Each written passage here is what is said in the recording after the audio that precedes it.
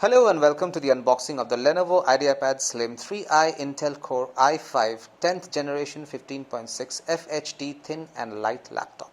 As you can see, a very large logo of Lenovo is present right at the top. There is really not much to see on the box other than that. However, you will notice that this box is actually thinner than most laptop boxes.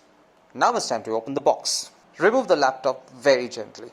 There it is, neatly wrapped in a protective layer.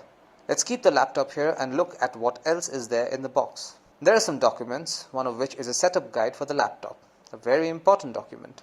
Next, we have a charger. This is a very basic laptop charger by Lenovo. Now let's take a look at the laptop. Let's take it out of the wrapper first. This is what the Lenovo Ideapad Slim 3i looks like.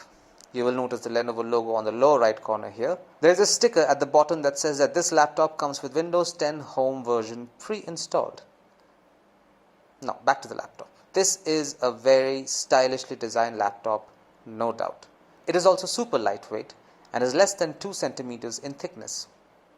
The current variant is platinum grey. Let's take a quick look inside.